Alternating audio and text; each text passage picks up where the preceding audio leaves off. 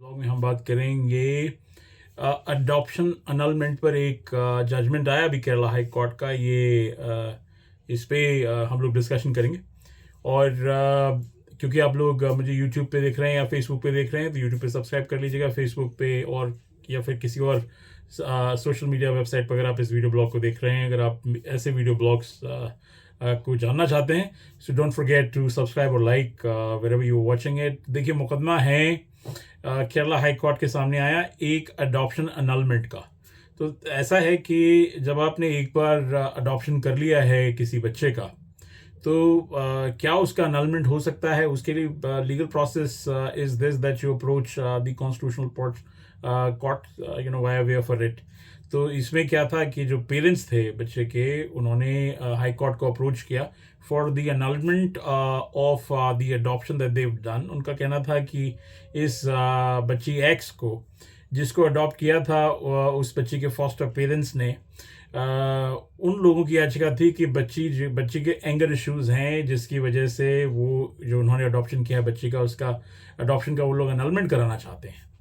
Court ने तर्क सुना यहाँ पे पेरेंट्स का, और कोर्ट ने कहा कि prima facie it is a situation जहाँ पे उनको लगता है कि सबसे पहले कि बच्ची जो है उनके पास सुरक्षित नहीं है। तो सबसे पहले उन्होंने बच्ची के वेयर अबाउट को सुरक्षित करने की इस मुकदमे के माध्यम से, इस जजमेंट के माध्यम से कोशिश करने के लिए जो इमेज क्यूरी वकील हैं उनको डायरेक्ट कर दिया है।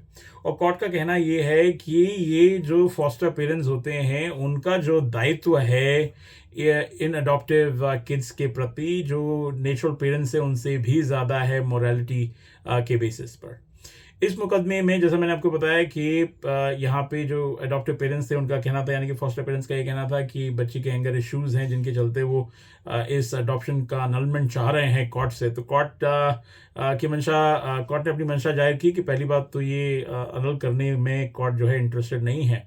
दूसरा, वो सबसे पहले बच्चे के वेयर अबाउट को जो है देखेंगे कि बच्चे को कहाँ रखा जाएगा, किस हिसाब से बच्चे की एजुकेशन और उसका जो पूरा विकास है उसमें कोई बाधा किसी हिसाब से नहीं आए।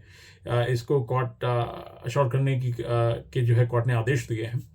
और क्योंकि ये मुकदमा अनलमेंट से रिलेटेड था, तो देखिए ऐसा है, जैसा कोर्ट ने भी अपना जाहिर किया, एक बार जब आप अडॉप्टिव पेरेंट के तौर पे बच्चे को अडॉप्ट कर लेते हैं तो आपकी ये मॉरल और लीगल जिम्मेदारी बनती है। इसमें अगर कोर्ट जो है पेरेंट्स के पक्ष में कभी निर्णय दे सकता है किसी सिचुएशन विशेष में, तो इस पे आप देखेंगे कि अडॉप्शन एक्ट 1956 जो कि अडॉप्शन मेंटेनेंस से रिलेटेड है, वो इस पे लागू होगा as far as the maintenance of that particular child is concern. In case if that child is a female, so then obviously domestic violence case may also prevail here, in terms of a maintenance.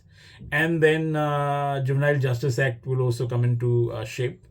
तो court ने जो है अभी सबसे पहले जो बच्ची x है उसको एक अच्छे माहौल में रखा जाए, उसकी व्यवस्था करने के लिए कोर्ट ने निर्देश दिए हैं। और इस मुकदमे पर भी सुनवाई होगी बाद में, लेकिन कोर्ट ने अपना ये एक्सप्रेशन दिया है कि ये जो फॉस्टर पेरेंट्स हैं उनकी जो जिम्मेदारी है वो सिर्फ लीगल जिम्मेदारी होने के साथ साथ एक मॉरल रिस्पॉन्सिबिलिटी भी है। और if you adopted a child then you will have to make sure that you look after the child. दोस्तों, ऐसी और ज़्यादा जानकारी के लिए या फिर आपके अडॉप्शन से रिलेटेड कुछ सवाल हैं, you can always get in touch with my team. मेरी जो कॉन्टैक्ट डिटेल्स हैं हर वीडियो ब्लॉग में रहती हैं। इस वीडियो ब्लॉग को देखने के लिए आपका बहुत बहुत धन्यवाद। नमस्कार दोस्तों।